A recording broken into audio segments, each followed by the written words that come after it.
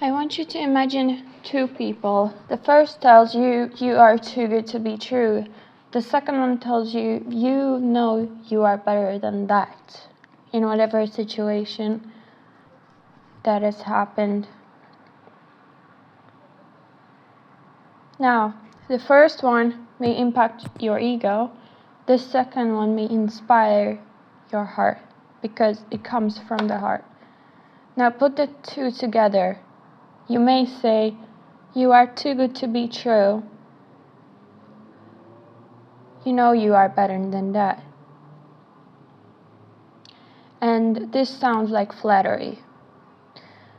Change the order. You may say, you know you are better than that. You are too good to be true. And you lose logic. It doesn't make sense. The way in which the two make sense, however, represents the version of a person who has been surrounded by people who have been telling that person flattering things that had been good for her ego without inspiring her whatsoever.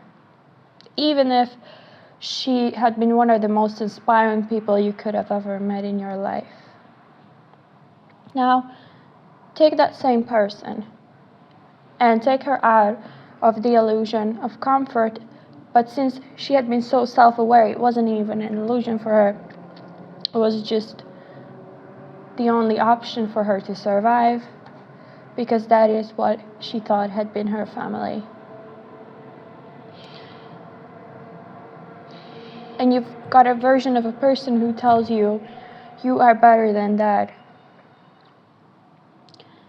And without belittling you, without flattering you, without speaking out of ego, she speaks from the heart.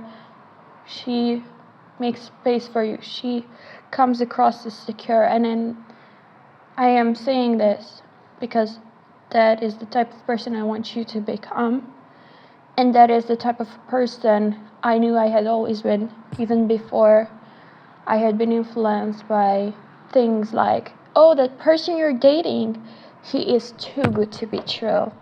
And then I ended up embodying that energy unwillingly because I was not meeting that person, that man, as often as I was meeting my toxic family. And so, of course, I become my environment and embodying that negative vibration. I can tell anything to that man I am seeing, even if that is, you know you are better than that. And it will come across as flattery because I am not out of my comfort zone enough for him to understand that I know myself, you know? Even if he could be my savior, even if he could respect me the way I wanted him to respect me, whilst I'm being just like my best version without limiting myself to who I share what with. Having the platform to express myself and so on. So embodying a negative vibration, I can say anything to him. He may not even believe it, depending on how secure I am in my self-representation. And that's why I want you to be wary of, because I know many of you do not live with men. And that is for a very specific reason. That is so that you can stay respecting yourself, but please just do not let go of the awareness of why you started, why you stay, why you are doing it. If you do live with a man, however, I know that men literally may take up a lot of your life. Like, he may be at the center of your universe, and then you think to yourself, how do I make space for more men when this man is acting out, he is treating me this way, he's treating me that he's not doing things, he is doing things. And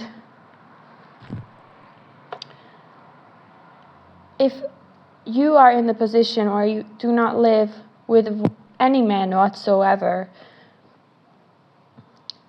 it is only then that you can kind of detach from this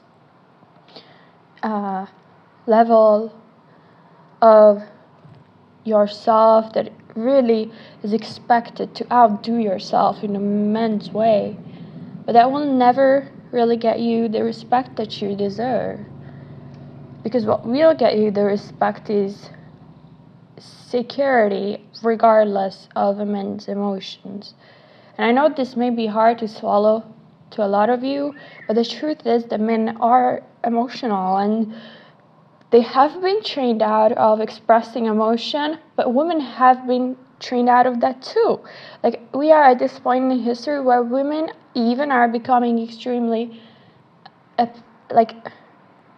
neutral in terms of emotion and attachment. Of course, this has a lot of good about it, because more women are becoming aware of the importance of secure attachment, but this is out of necessity, so they can eventually get attached to someone secure, because we are social beings. We like to get attached. We do feel good in comfort. So I'm not saying your only way to succeed in life is by giving yourself space first, by not living with a man, but I'm saying everything has its upside and downside. So you can live with other people, you can live with your parents, you can live with your siblings, you can live with your roommates, your colleagues, your boyfriend, girlfriend, as long as you have your space and you feel like you have autonomy in that relationship. That is what I want you to have, because without it, even freedom is lonely, you know.